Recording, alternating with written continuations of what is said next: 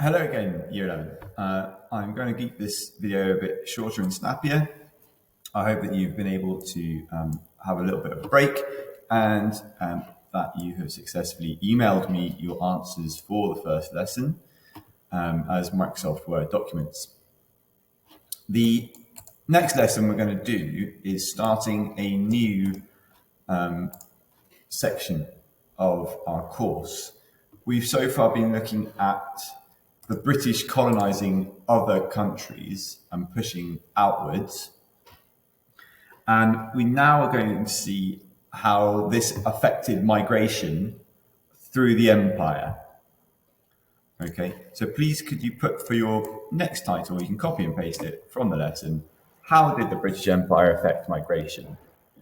I'd like you to do this in a brand new Word document, okay, separate from the last one, with your name and the date at the top and the new inquiry question also on the page, and underline them. I would also like you to take the next title, Irish Migration to Britain, and put that underneath like this. And that way we're all set, ready to go for this lesson. Don't forget, the resources for this lesson are scans of our textbook, and they are in the Show My Homework page where you found this video. So, first things first. I'd like you to copy this table on your Microsoft Word document. These keywords are all useful to you to understand this topic and to help you write top-level answers. As we go through the lessons, you will need to fill out definitions next to the words. If you already know some of the definitions, please go ahead and start filling in your table. I'd like you to make the rows quite large so that, if necessary, you can bring it into the lesson and handwrite answers into the table later on when we're back in school, which hopefully won't be too long. Okay, so pause the video and copy that table into your Microsoft Word document. Okay, here we go. So first of all, I'd like you to put these two definitions into your table as well. We've got voluntary migration here. This is where some people will move because they want to move. It's voluntary. On the other side of the coin, we've got forced migration. Other people move because they are forced or because they have no choice. Can you copy those two into your table now, please? Your second task, I've given you 6 reasons for migration. I want you to sort them out into voluntary and forced.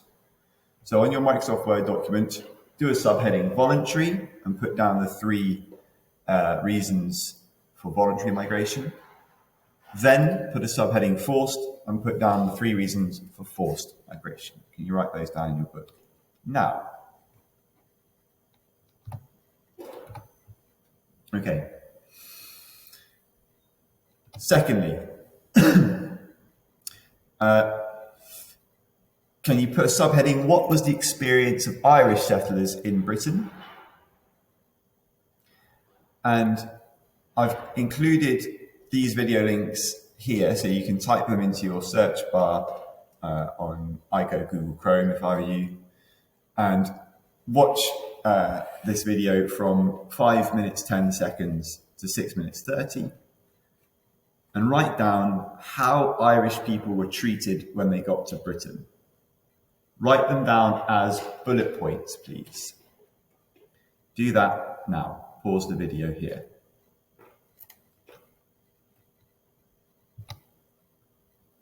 Okay, so at this point you should be getting an idea of the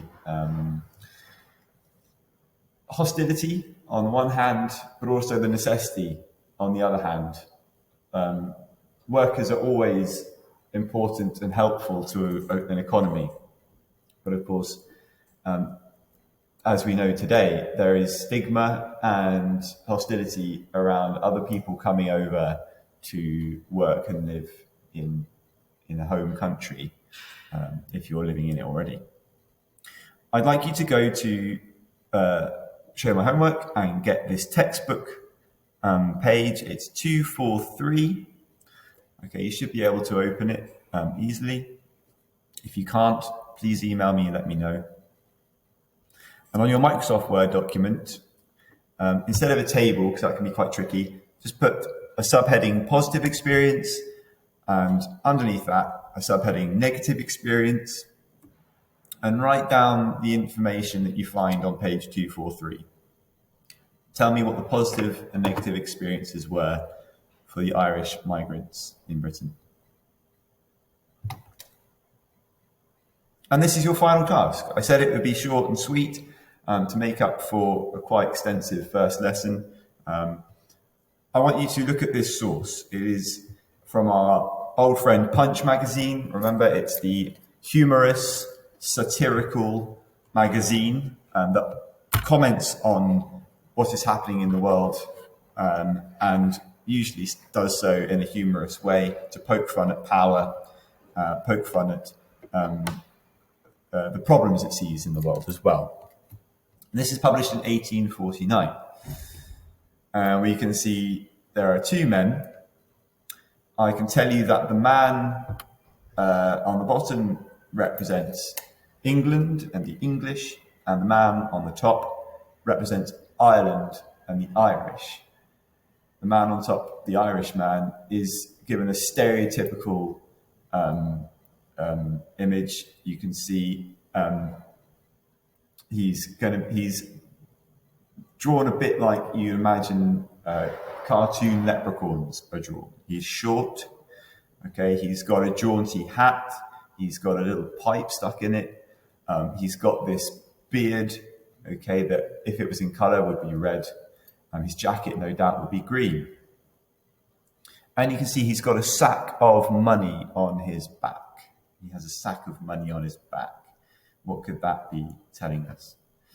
And to do this question, I've given you this help. So the question is, in what ways is this source useful for learning about British labourers' attitudes towards Irish immigrants? Okay, in what ways is this source useful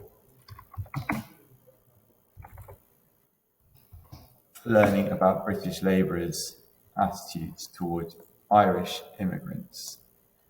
I'm sure some of you might find parallels with modern day ideas about immigrants and migrant labour. Please give me your answer in this format. Talk about what it says, what it shows, describe the picture in detail, please, boys. Tell me how accurate it is. Use your own knowledge from the textbook that you've read today. And then discuss finally how this is useful as it's a cartoon, it's satirical, it's from 1849, so it's got something to tell us from that perspective as well. So just describe what it is and how that is useful to us as well. Okay? And that should take you 10 minutes maximum.